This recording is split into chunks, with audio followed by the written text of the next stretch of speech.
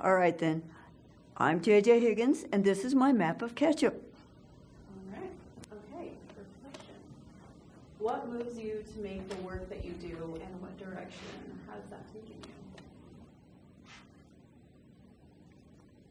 I'm really interested in how institutional spaces pretend to serve the people that they're supposed to serve, and there's always some kind of disconnect. So finding, it's not trying to break it apart, but it's finding breaks in the system that allow the people who are in one position, for instance, like this in the post office, to become human again in their job, or to get people to, I don't know, to sort of just break down their barriers of, I'm afraid to do that, but I really want to. Some of those kind of things. So I look for ways that the system that is built doesn't quite work and it doesn't quite serve, but it still becomes operational. If that makes any kind of sense. Okay, so this project has to do with ketchup. Tell us about the ketchup. It indirectly has to do with ketchup. It really has to do with the whole idea of that every place that you go has its own culture and its own way of operating. And when I did this project, I was at the University of Florida, and Florida is like the drain for everything weird in the whole U.S. And I love that about it. Because, I mean, look at it. It's set up this way. You could go any place in Florida and meet any type of person. You can meet the people, I'll say Canadians. You can meet the people from the north who bring their RVs down, and it makes it sound like they live in these spacious places. These RVs are parked like this close together, but I ended up talking to some of those people, a lot of local people who are originally from Florida. You meet very few of those people, and there's just something interesting about all of them and every other place that I've been.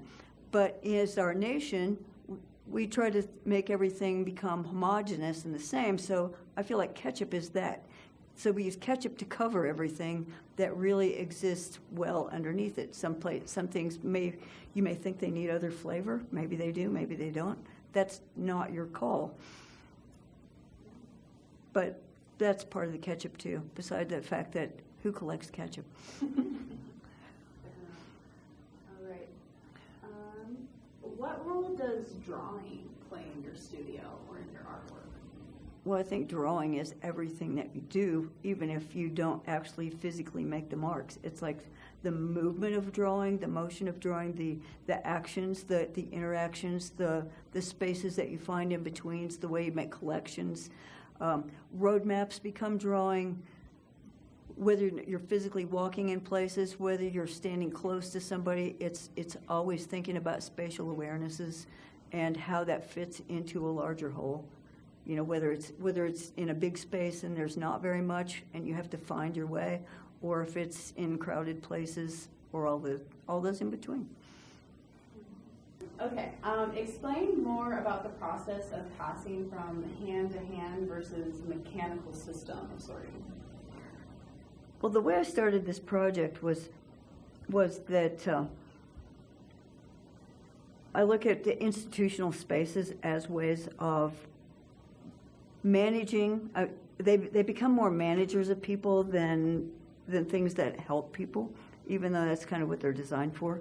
And it was a way to find a way to break into that system and kind of return it to what it had originally began as. Not back in the Ben Franklin days, of course, but or delivered that way. But the days of when the mail handlers handled the mail and they moved it separately. So what I did was I made a collection, and that's a whole separate other thing about collectibles and collecting things. And I collected ketchup, the most innocuous of things to collect, instead of tiny spoons or pins or anything else from places that it went. So I could collect more things, and I had an engagement with each person that I got the ketchup from. I didn't just go grab it from a place. I would ask for ketchup in fast food restaurants or other places that I were, and talk to the person who handed it to me. So that was part of it as well. Then I decided to see about sending this through the mail. So I went to the post office and talked to them before I did anything, because they have these mechanized machines that have come to replace people. They replace people, they replace the workers. It's supposedly faster. Maybe it is, maybe it isn't. A lot of them resented that, and there's even that saying about going postal that I didn't happen to meet anybody who was at that state, but there were things like that too. So things to think about. So I went to talk to them about what would happen if I were to package this and send these little packages out and ask for them to be hand canceled and to move them. I'm talking to one person, and all of a sudden 4 others are over there, and after I talked about the project, they said, do this. We like this. It makes us get to handle things separately and to break things down.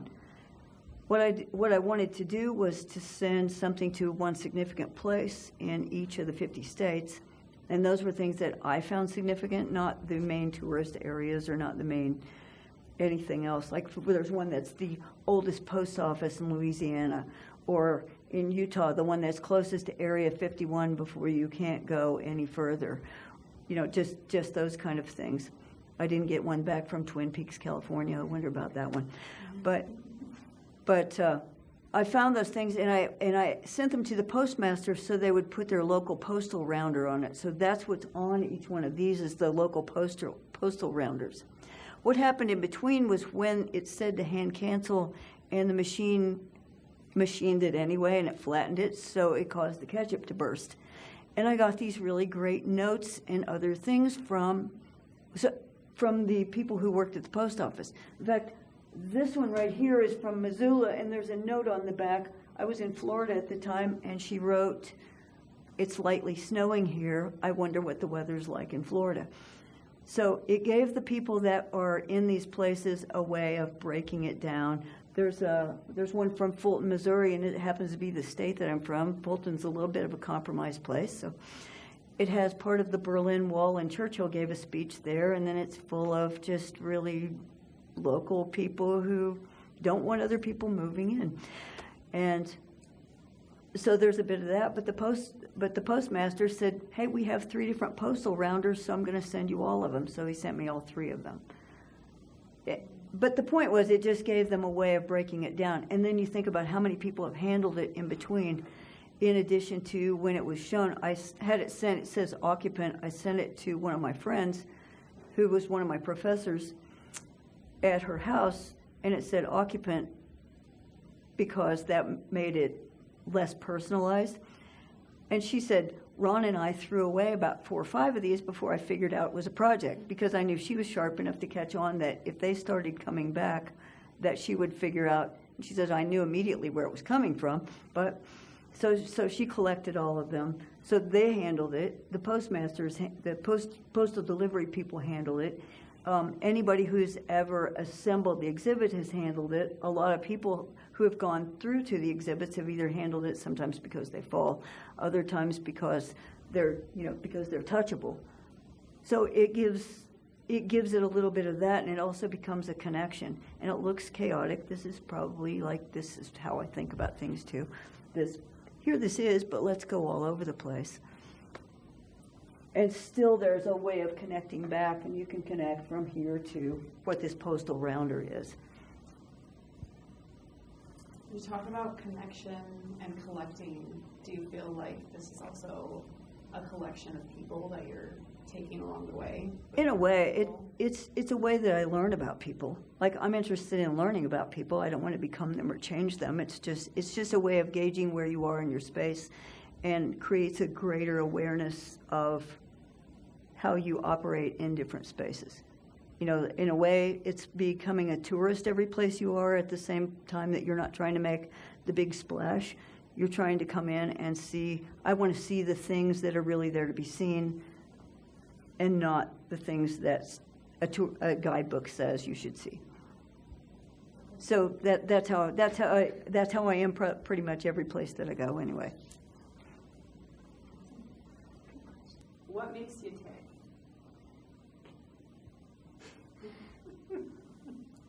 That's a hard one. I don't know. I mean, I just think I have this joy of meeting other people and finding out things. Like, I'm curious. I like to learn. I enjoy other people. You find people that one time meeting them is enough. Sometimes, but you find people every place, and it helps you learn about yourself, and you learn to find your people too. People that you can have conversations with, or people that are fun to be around. And it isn't always about talking or filling the time or the space in between. It's just that you have them. I have friends that I might not have talked to them for a number of years. We can pick right back up in the same places because we have that same way of seeing the world. And that's probably as much of it as anything. As long as you're curious and as long as you can see something amusing in things that are in your present, in every place that you're in, and not making fun of it amusing, just amusing because it's like, I'm in this. I'm part of this right now. I'm JJ, and this is it. That's it. Okay. Didn't I already do that? Go.